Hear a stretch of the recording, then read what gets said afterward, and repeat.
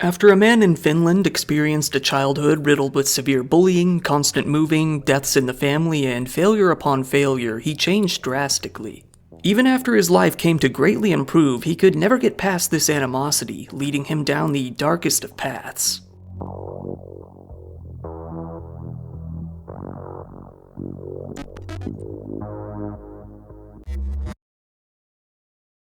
In November of 2007 in Finland, Pekka Erik Alvinen committed the Jokela High School massacre. In that attack, he killed 8 people at his high school. As a result of that attack, the Finnish government pledged that they would raise the minimum age for purchasing a firearm. However, the country still had a long tradition of using guns to hunt, and in 2007 ranked 3rd in the top 3 of countries with the highest gun ownership. Knowing that, and seeing exactly how many people idolized Pekka, the public began to fear that another attack like Jokela could occur again at any time. The impact of Pekka's case would come to be felt the most in the case of a man who was from the very same country. And with that, let's start at the beginning. Matti Juhani Saari was born on May 20th, 1986 in northern Ostrobothnia in Finland. When Matti was only 1 year old, his parents came to separate and divorce. As a result, he would live in between the two homes for most of his young life. With him, he had an older brother who had suffered from a congenital illness. Matti himself shared that experience to an extent, with him having a number of medical issues of his own. Throughout most of his young childhood, it was noted that he had what has been called slow growth, and that he was frequently sick. He was hospitalized several times before even starting school. Matti was said to have been very shy and overly sensitive. He was said to have been lively and happy as a toddler, but became more shy, withdrawn, and quiet as he grew. Matti's mom eventually remarried, with him gaining 3 half-siblings through her and his new stepdad. The family would relocate due to the parents' job changes very often. This led to Matti changing schools 6 times throughout his early schooling. Partially as a result of consistently being the new kid wherever he went, Matti was bullied pretty severely as a child. At school, he would be ridiculed, with students drawing ugly pictures of him on the blackboard during class. Sometimes the other students would spit in his face as if it were nothing. On some occasions, he was even physically beaten. When he entered into high school, he bought himself a moped, which he really enjoyed riding. However, due to constant threats from other students that they would either tamper with it or break it altogether, he decided to sell it off not too long after getting it. On multiple occasions, the ridiculing and beatings would get so bad that he would have to call his mom to pick him up before the school day was even over. It's unknown if the school did anything about this bullying, but if they did, it was clear that nothing had really changed as a result of it. He transferred to another school where it was said that he wasn't bullied, but he had already lost all interest in school. Matti had been suffering mental health issues as far back as when he was 13 years old, and they had only been getting worse. It was said that he suffered from depression, often having thoughts of ending it all, but that one of his bigger problems was with anxiety. He ended up with a severe case of panic disorder, leading to him having fairly debilitating panic attacks very often. Eventually, due to all of the bullying and his deteriorating mental state, Matti dropped out of high school entirely. While he hoped that this decision would improve his life, outside circumstances would prevent that from happening. When he was only 17 years old, his older brother died of a heart attack. He had idolized his older brother, and by all accounts, this devastated him. His own father began to feel disturbed by his behavior, although he couldn't think of any specifics as to why he felt that way. He started to feel that he may be a danger to himself or even others, but he couldn't really put his finger on why. It was something about his demeanor and personality that had changed, and it unsettled his family. After his brother's death, and shortly before he turned 18, Matti decided to move out of the house and live on his own. However, as a fresh 18-year-old, he had trouble paying rent on even the smallest apartment.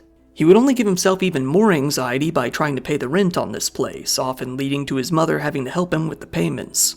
Still though, he began to take studies at Nivala Vocational College in the catering department in autumn of 2003.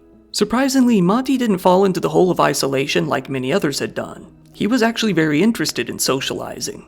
He had some acquaintances in high school, but nobody he could really call a friend.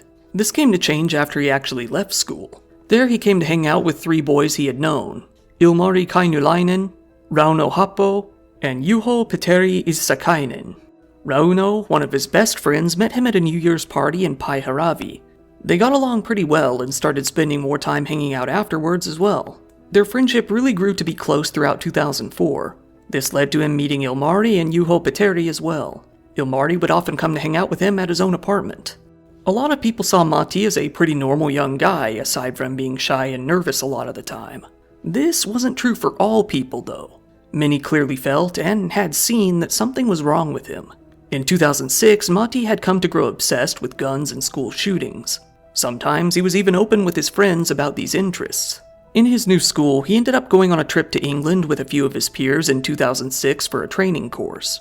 He mentioned that he had a lot of difficulty on this trip. Then, in spring of 2006, Matti was all set to travel to Hungary with a few classmates for a hands-on training course. While he did well there grades-wise, he started to have problems with alcohol and even started to play around with knives, spinning them around in his hands. He started to make concerning remarks to his fellow students as well, sometimes mentioning that he would like to end his life. One girl on this trip would notify her teacher back home about his behavior, very obviously worried. One night, Matti got completely plastered while out at a restaurant. He decided to hit on various women by asking them how they felt about school shootings before dumping his endless knowledge of the subject on them. These women grew very concerned and ultimately pretty scared. They rejected him and left him standing there. He yelled back at them, "You'll be sorry." One of the employees at the restaurant noticed how much he was scaring women and looked at him, noting that Matti couldn't make eye contact with them, instead looking around his head instead of right at him. This worker said that he was a very strange young man. Matti eventually came back from that trip to Hungary weeks later. While he seemed to have enjoyed himself on the trip, he came to tell one of his half-siblings that everyone would be better off if he were gone. It seemed that he might even have plans in place. In 2006, Matti graduated from his school as a service manager. After that, he came to serve in the Finnish military starting on July 10, 2006. Immediately, he had a very hard time fitting in. The other soldiers often described him as being weird and silent, saying that this led him to once again being bullied in the military just as he had been in school. This time was different though, as Matti now had access to weaponry. One incident was reported in which he shoved another soldier while holding a gun in his hand. His scores on physical tests were pretty abysmal, and it was clear that he wasn't in the best mental state either. After only serving for about a month and a half, his time in the military came to end on August 31st. It was said that, during an exercise, Matti had terrified his fellow soldiers by opening fire against orders during an exercise in the woods while standing behind the other recruits. One of the other soldiers said, "He wasn't very good at shooting and didn't really know how to handle a gun. One day we had to go into the woods and only the people at the front were supposed to shoot. But he shot from the back and everybody was very scared. They decided he wasn't suitable for the army." This was when his own mother noticed that something was very wrong with him. He would lie in bed all day doing nothing, sometimes for days at a time, and refused to eat or drink. She took him to a doctor who said it was a symptom of his depression. There, he was prescribed SSRI antidepressants and another medication for anxiety attacks. After this visit, his behavior surprisingly went back to normal fairly quickly. Although Matti had already graduated from his school, he decided to use this newfound good mood in order to give life one more shot. This would lead to him taking an interest in expanding his career opportunities by taking courses at another school.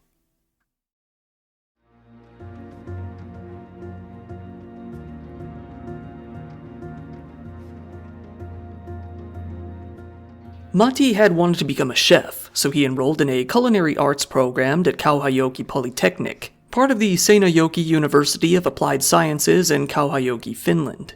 He started off by taking some courses related to catering. He was very happy to see that, at this school, he wasn't bullied at all. He was actually having a good time doing something that he had an interest in. Throughout this schooling, Matti lived alone in an apartment a few blocks from the school with his cat. His neighbors said that he was a quiet, pretty normal guy. One of them said, "He was like one of us, quiet but not a hermit." One of his classmates would come to make a similar statement, saying that he didn't seem to exhibit any of the common signs that someone was dangerous or disturbed.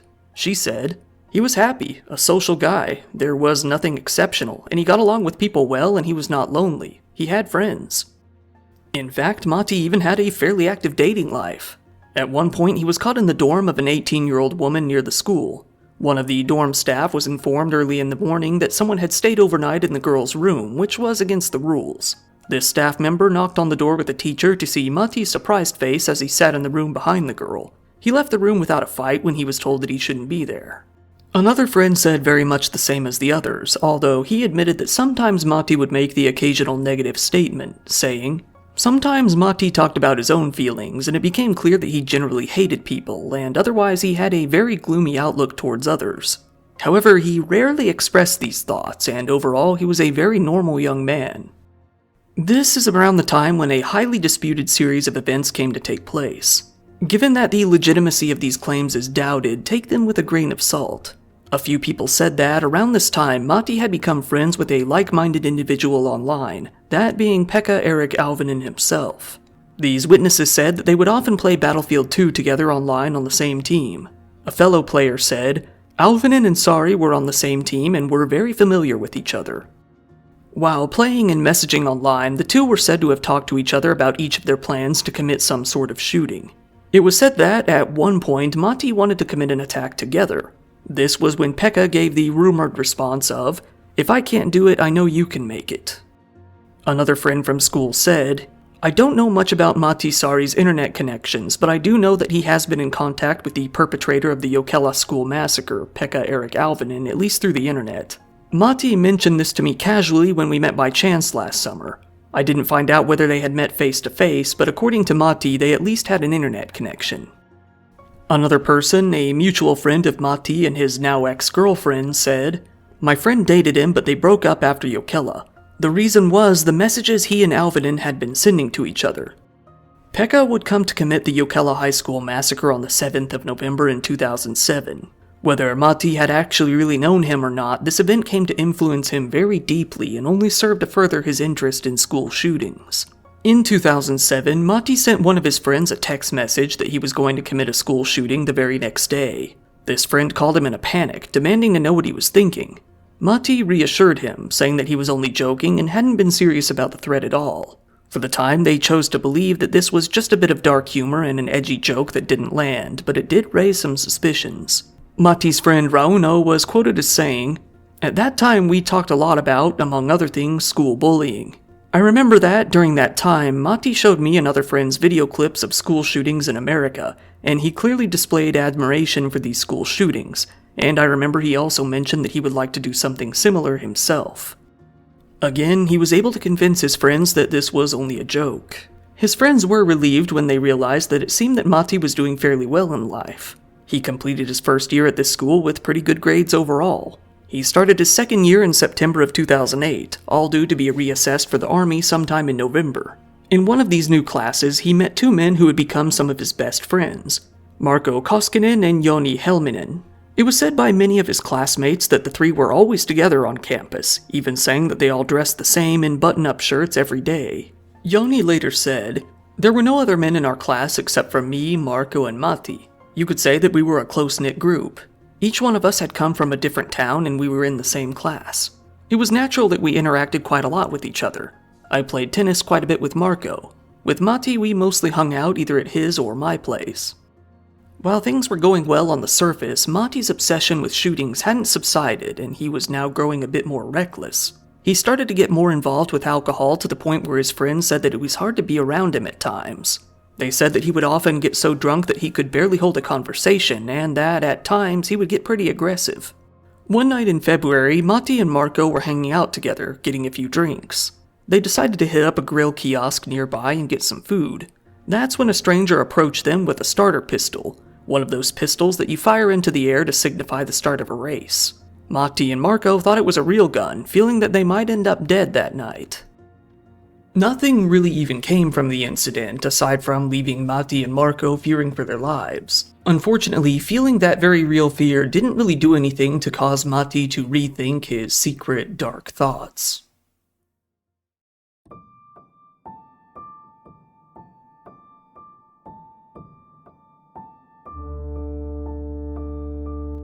On June 25th of 2008, Matti decided to file some forms with the police.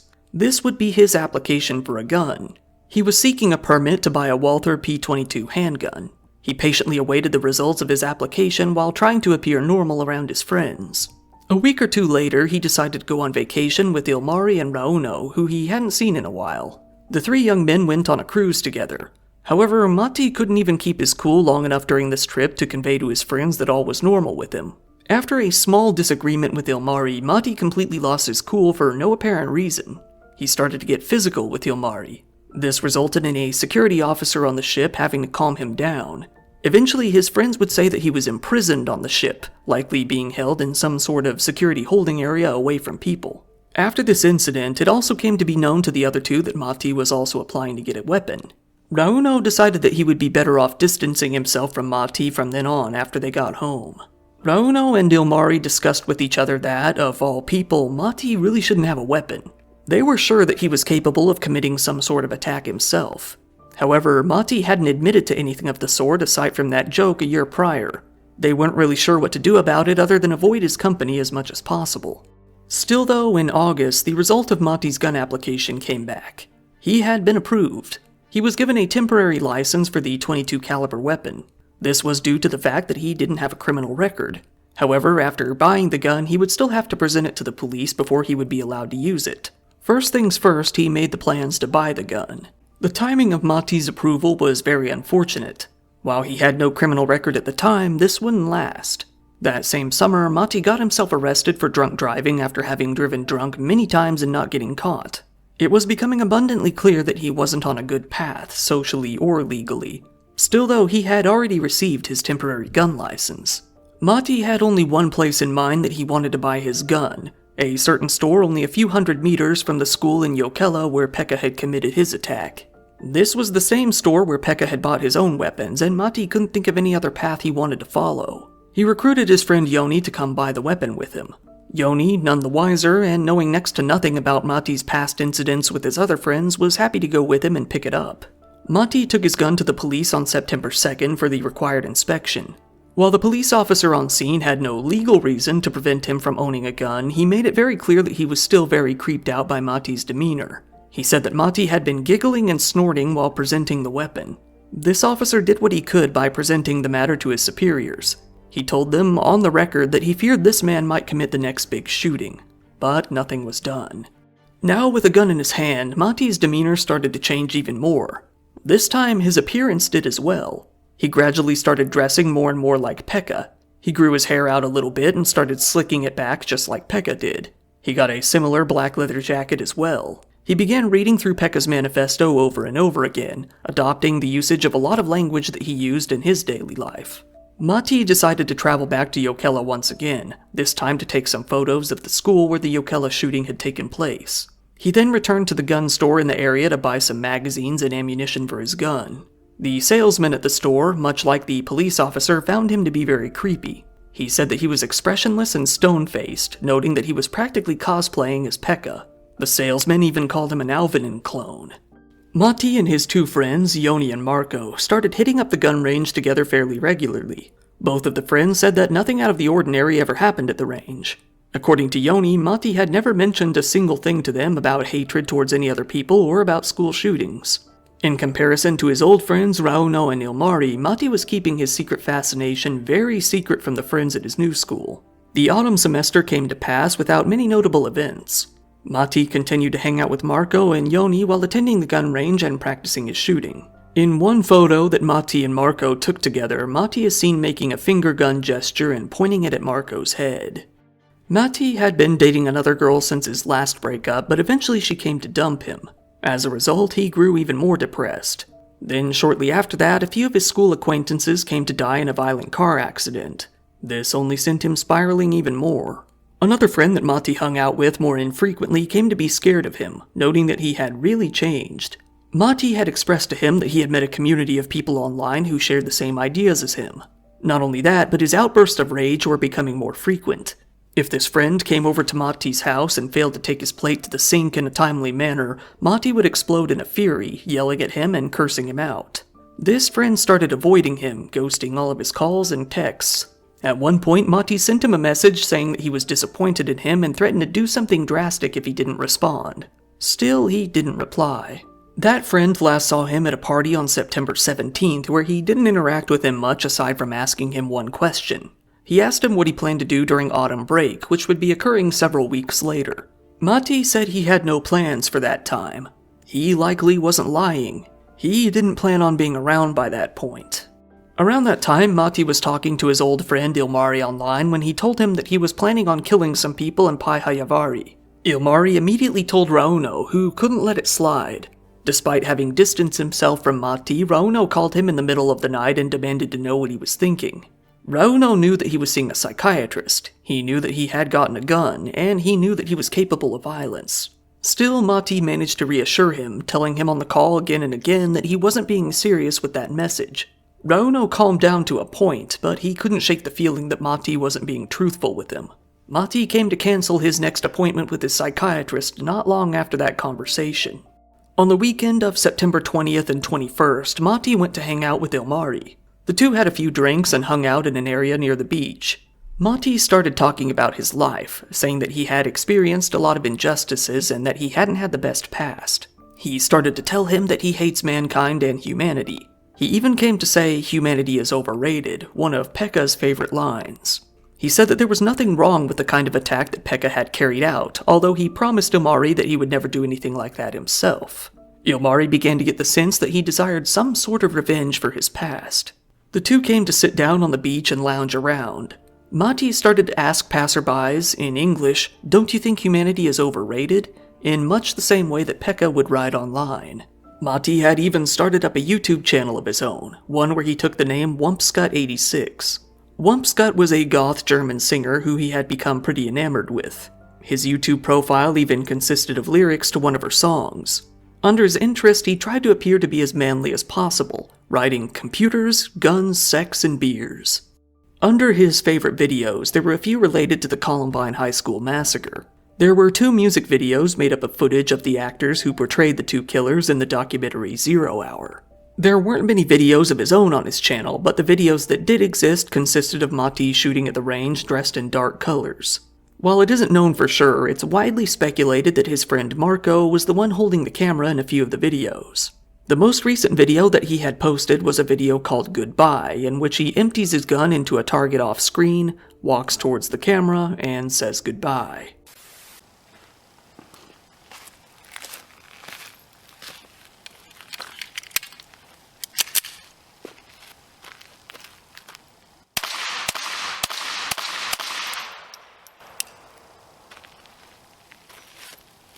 Goodbye. Matti had also posted a different video that wasn't uploaded to his YouTube channel on a Finnish social networking site, IRC Galleria. In that video, he pointed the gun towards the camera and said, in English, "You will die next," before firing 4 bullets in the direction of the camera. You will die next.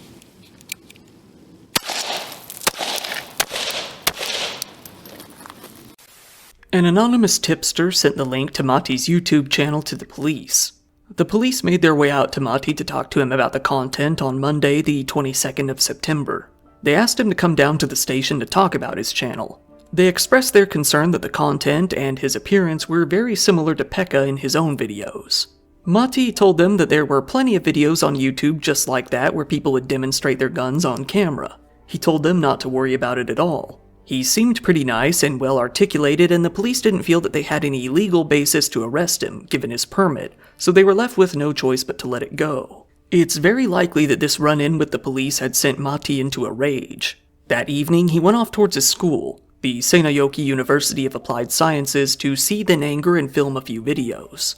In the end, he made 2 of them, both shot in selfie style outside of the school. He never uploaded these videos and they have never been released, but they were later described in detail. In the first video, taken at 9:36 p.m., he films the school before turning the camera around to himself. He says, "Oh well, tomorrow at this school I'm going to kill many people. Kill all the bastards of Satan." In the next video, he continues by describing his school. He then says, "So there you have it, this school of mine. Tomorrow, I'm going to kill several people here. Die all the bastards of Satan." Matti didn't have any sort of manifesto to explain his reasoning or his thoughts behind all of this. That night after coming home, all he came to write were a couple of small handwritten notes. In the notes, he said that he was going to commit an attack in retaliation for the bullying that he had received. This was contrary to the fact that he hadn't been bullied in at least a couple of years, actually getting along with his fellow students at his new school. He said in the notes that he had been thinking about committing an attack since as far back as 2002, around the time that he had dropped out of high school. He wrote, "I hate the human race. I hate mankind. I hate the whole world, and I want to kill as many people as possible." Speaking of his problem, he wrote, "The solution is Walther 22. With that, Matti had nothing more to do than plan his next move. Now all alone in his apartment, angry at the world, he was more than ready to do what he had planned on doing for so long.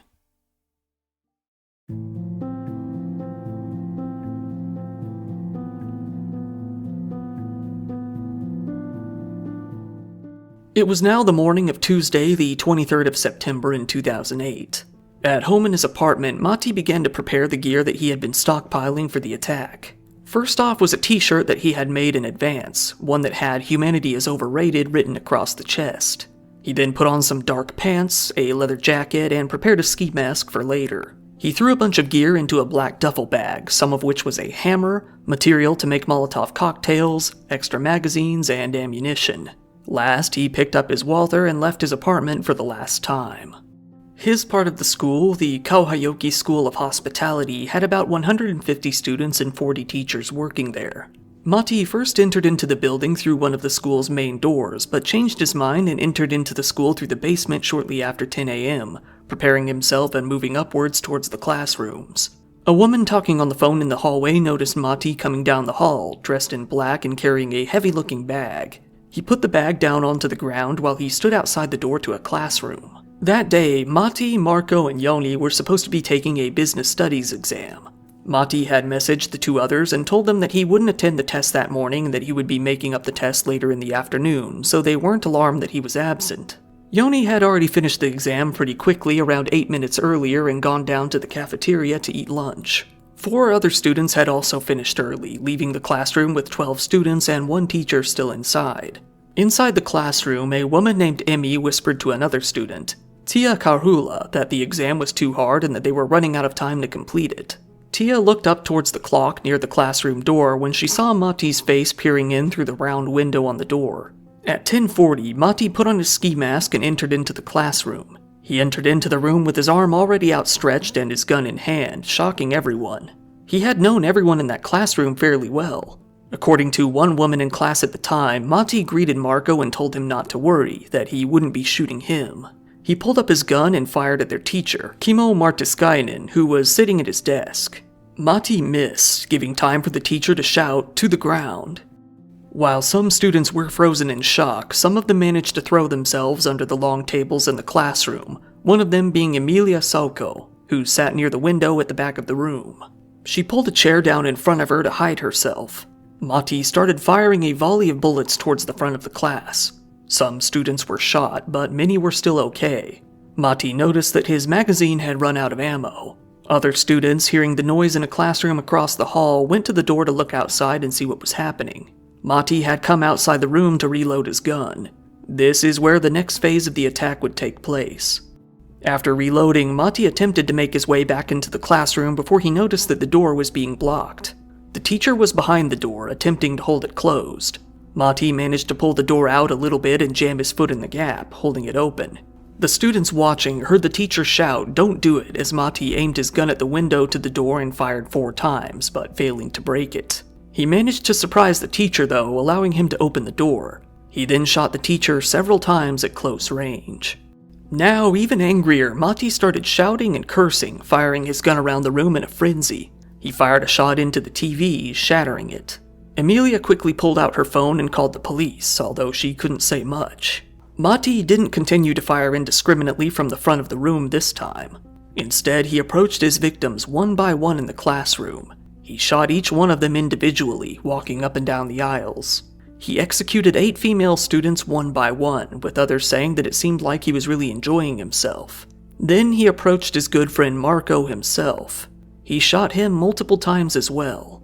Even the presence of a friend did nothing to stop him from shooting. If he heard anyone make a sound or saw them make a move, he would fire again.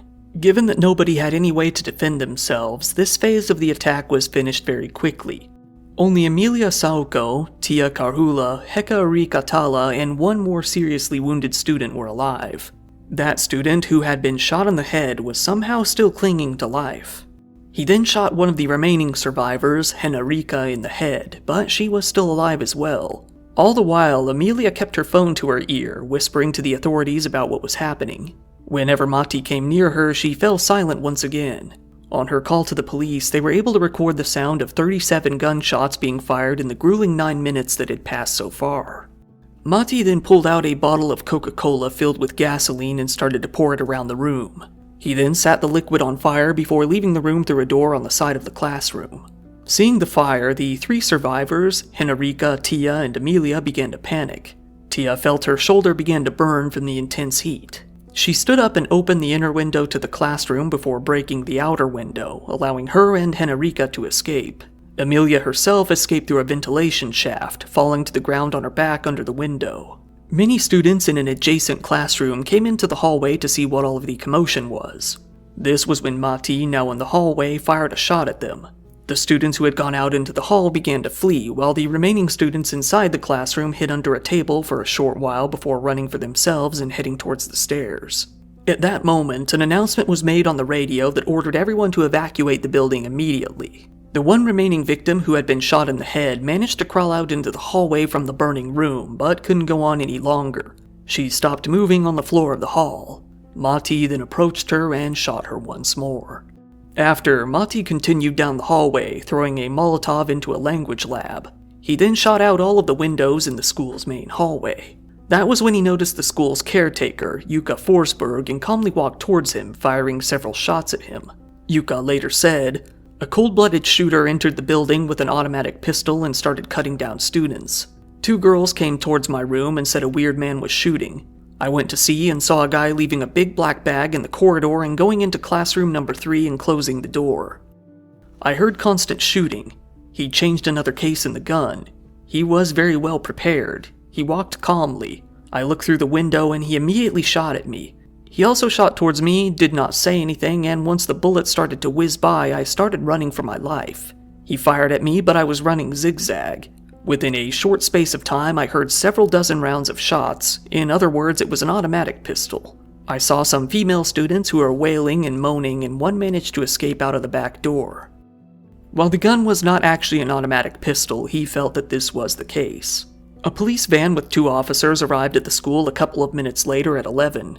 They entered into a yard of the school before Matti started to shoot at them, forcing them to retreat for the time being. While they waited on backup, Matti was left with full reign of the school. As he walked the halls, he got a call from his ex-girlfriend that had broken up with him a few weeks prior. He picked up, told her that he was on the toilet, and hung up on her. He went back to the door again at 11:22, this time firing at both the rescue vehicles and the emergency crews. Matti wandered around for about 20 more minutes until 11:45 when further police units and a couple of armed vehicles started to arrive on scene. They tried to enter into the main hall of the school, but they were pushed back by a cloud of thick black smoke bursting forth from the doors. Meanwhile, more and more students were escaping. Tia and Emilia, 2 of the survivors from the classroom, came to find that they and a number of other students were blocked by a river. Nearby, they found a few rowboats and, left with no other options, took them for themselves to escape down the river. Firefighters on scene began to put out the fires so that police could get inside. Around that time, Matti called his old friend Rauno from inside the school. He spoke to him in a very calm manner, saying that he wanted to say goodbye. Rauno, confused, asked him what he was talking about. Matti told him that he had just shot about 10 people and started several fires at his school. He said that there were probably no other people left in the classroom and that the police had him surrounded, so he was going to end it all. He fired a shot toward a TV nearby and excitedly told Rauno, "Listen to me, I'm shooting that TV. Damn it hit the window." He remembered one reason why he had called and told them that he wanted to be cremated. Confused, Rauno demanded again and again for him to repeat himself, in disbelief at what he was hearing. He told Rauno that he had actually been planning this attack for 2 years, taunting him. All of the times that Rauno had come to him concerned and Matti told him that he was only joking, that he would never kill anybody, he had been boldly lying to him. Matti then said goodbye and abruptly hung up on him. Matti then turned his weapon on himself in the hall as the police began to storm into the building. The police found him on the floor at 12:13, somehow still alive. He was put into an ambulance and taken to the Tampere University Hospital. Continuing the sweep, the police came across the rest of the victims. 7 female students were dead, along with Marko and the teacher, Kimmo Martkiskainen. All of the students were in their 20s, while the teacher was in his 50s. Henrika was rushed to the hospital where she was put into intensive care. A further 10 students were treated for minor injuries they sustained while escaping. The one victim who managed to crawl out into the hallway unfortunately passed away. Matti himself didn't last too much longer either, dying shortly after at 4:46 p.m. With that, the attack was finally over. The town was left reeling with the knowledge that something like this had actually happened to them. Even Matti's own friends, who speculated that he might be capable of something like this, never imagined anything quite to this scale.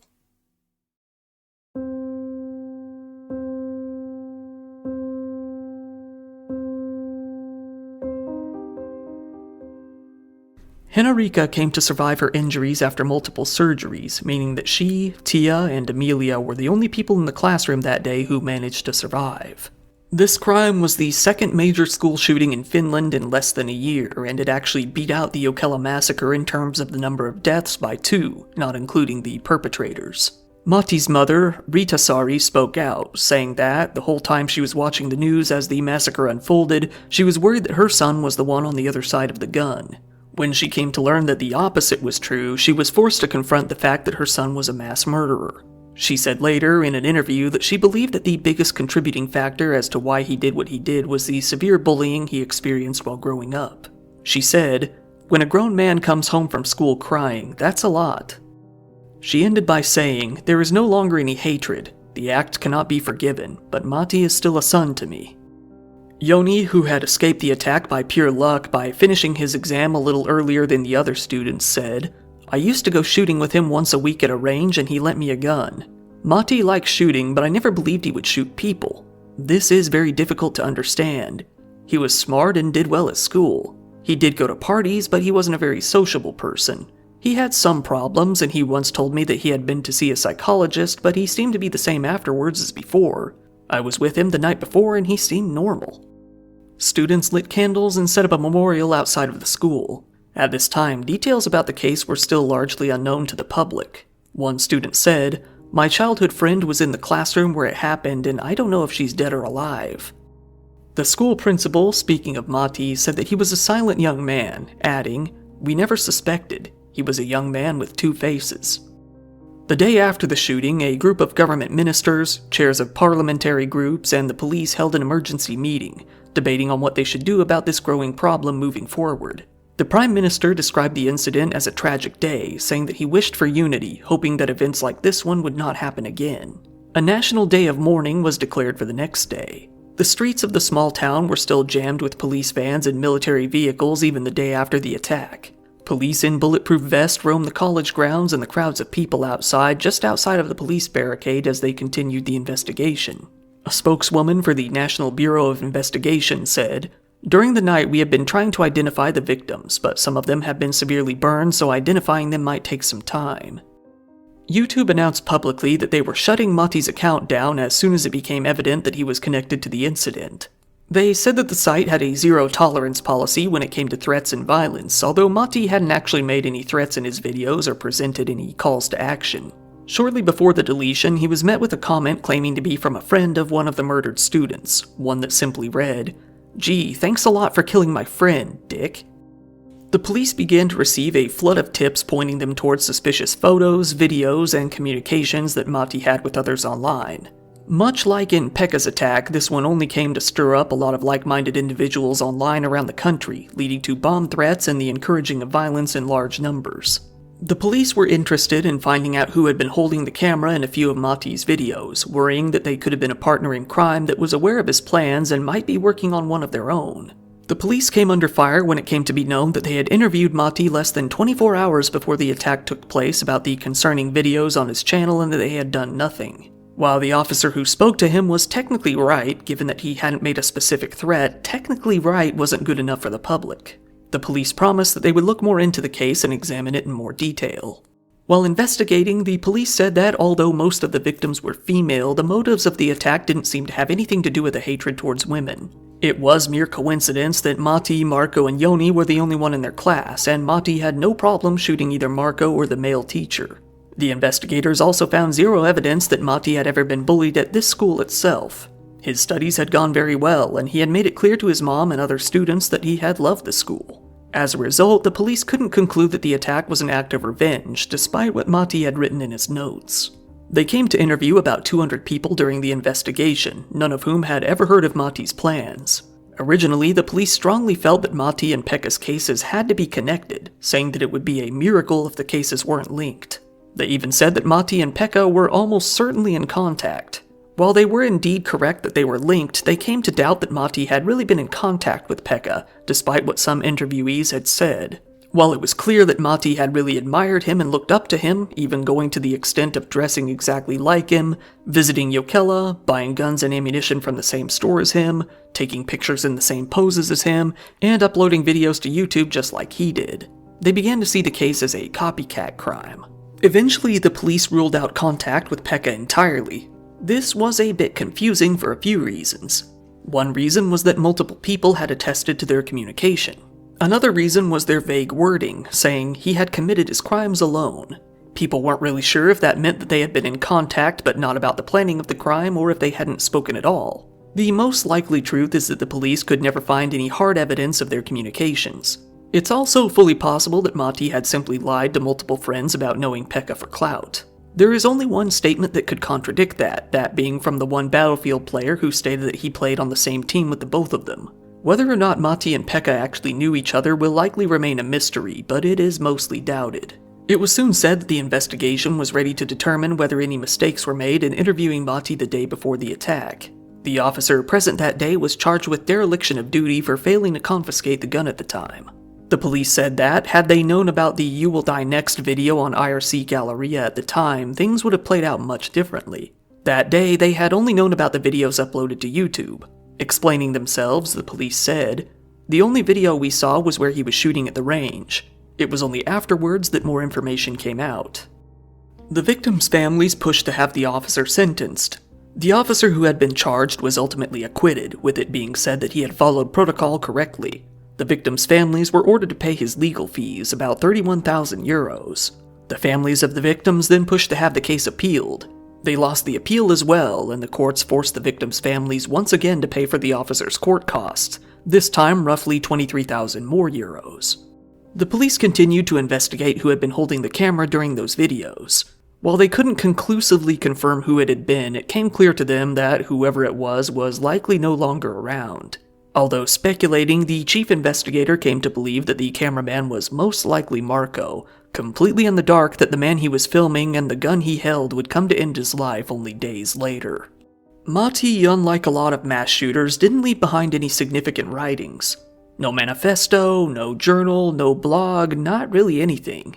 Aside from his very brief mention of bullying in his final notes, we have no insight as to what his thoughts were or what kind of reasoning he held.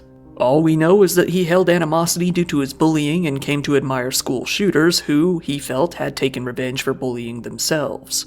Beyond that, we will never know anymore. When the police commissioner, Mikko Patero, was asked if similar attacks might take place in the future, he responded, "I sadly fear it's possible."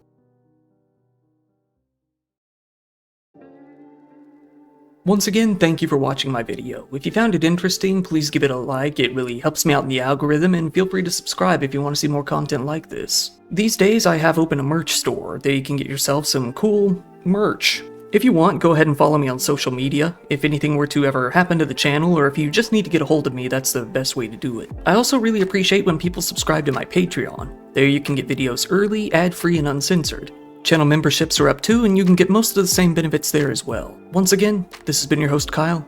Thank you, and good night.